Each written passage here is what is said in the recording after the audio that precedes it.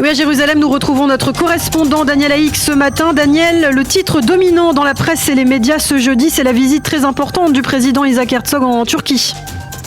Oui, effectivement, Ilana, le sommet de la réconciliation, titre ce matin en manchette le Yediot Aharonot, en nous montrant la poignée de main relativement tendue, il faut l'avouer, entre les présidents Isaac Herzog et Tayyip Erdogan.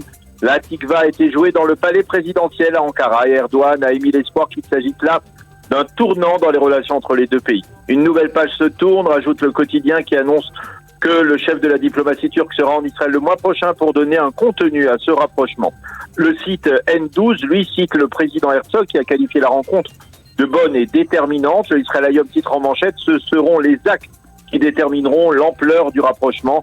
Et il cite le président Herzog qui a parlé d'opportunités pour un avenir commun. Alors justement, qu'écrivent les éditorialistes aujourd'hui à propos de cette visite de rapprochement, Daniel ? Eh bien, Nahum Barnea cite dans le Yediot Aharonot un ministre israélien qui lui a dit hier que cette relation renouvelée ressemblait à celle de deux hérissons qui font l'amour prudemment. Et Barnea de rajouter, il n'est pas question ici d'amour, mais surtout d'intérêt, en particulier du côté de la Turquie. Et d'écrire le fait qu'Erdogan ait accueilli Herzog avec tous les honneurs dus à son rang prouve l'ampleur de la détresse d'Erdogan. Aradnir de la chaîne 12 explique dans son éditorial qu'Erdogan veut avant tout renouveler avec Israël une relation économique et commerciale, en particulier dans le secteur énergétique et plus spécifiquement encore dans l'acheminement de gaz israélien vers l'Europe. Et il estime par ailleurs que ce rapprochement risque de ne pas résister à une nouvelle tension entre Israël et le Hamas, qui, on le sait, est le protégé d'Erdogan. C'est aussi l'avis de Danav Shragai qui écrit dans le Israël Hayom ce matin que d'un côté Erdogan se rapproche d'Israël, mais que de l'autre, il rêve toujours de conquérir Jérusalem. Dans le Haaretz, Jonathan Lee écrit que l'atmosphère solennelle de cette visite n'a pas permis de dissiper les nuages du passé. Et puis le Yediot Aharonot publie une caricature montrant le couple présidentiel israélien se prenant en photo selfie devant le gigantesque palais d'Erdogan et Yitzhak Herzog qui dit à Michal, son épouse, « J'espère qu'ils ne vont pas nous emprisonner pour cela ». Allusion aux époux Oknin, ce couple d'Israéliens qui avait été arrêté par la police turque en novembre dernier après avoir innocemment pris en photo le palais présidentiel turc. Et puis les quotidiens israéliens mentionnent également ce matin une autre visite importante.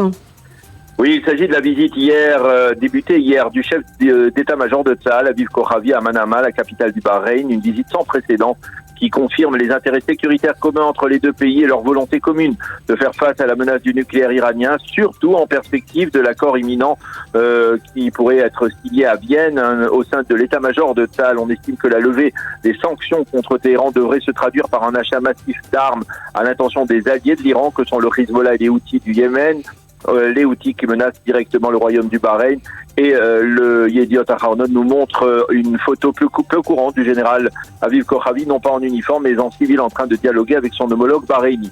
Et en marge, le Maariv estime ce matin que la dernière attaque imputée à Israël en Syrie en début de semaine, qui a coûté la vie à 2 officiers, était en fait destinée à porter atteinte au projet de missiles sophistiqués des gardiens de la révolution iranienne. Revenons à présent vers le conflit en Ukraine avec ce matin des images choc qui en disent plus que beaucoup de mots, Daniel.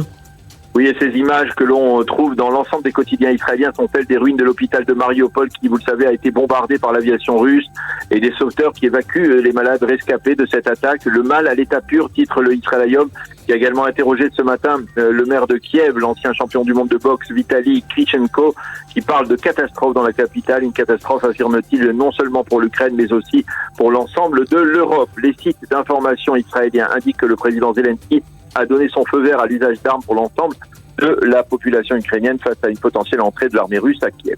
Et les éditorialistes israéliens s'intéressent bien sûr à ce conflit entre la Russie et l'Ukraine. David Baron écrit ce matin dans le Israël Hayom que l'échec de l'armée de Poutine est clair, mais le potentiel destructif de cette armée est encore très important. Sever Plutsker dans le Yediot constate qu'alors que les Ukrainiens résistent dans une unité nationale sans précédent, eh bien, des fissures se font remarquer très nettement dans le soutien des Russes envers la démarche belliqueuse de leur président Poutine.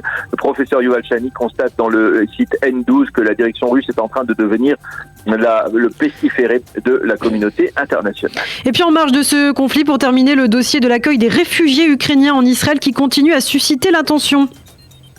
Oui, effectivement, les sites d'information se font l'écho des critiques de Nachman Shai, le ministre de la Diaspora, face à la structure d'accueil de ces réfugiés définie ces derniers jours par la ministre de l'Intérieur, Ayelet Shaked.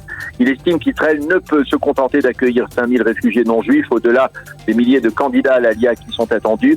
Et à ce propos, justement, le Israël Hayom révèle que le grand rabbin d'Israël, David Lau, a pris l'initiative de créer un tribunal rabbinique qui aura pour mission de déterminer la judaïté des Ukrainiens qui seront accueillis en Israël dans le cadre de la loi du retour. Dans le Yediot Aharonot, Ariel Ringel-Hoffman appelle des autorités israéliennes à faire montre de plus de compassion envers les réfugiés ukrainiens qui veulent trouver refuge sur son territoire, et en particulier parce qu'il s'agit essentiellement de femmes et d'enfants. Quant à Amnon Abramovitch, et nous terminerons avec lui, il parle de malaise israélien face à des réfugiés.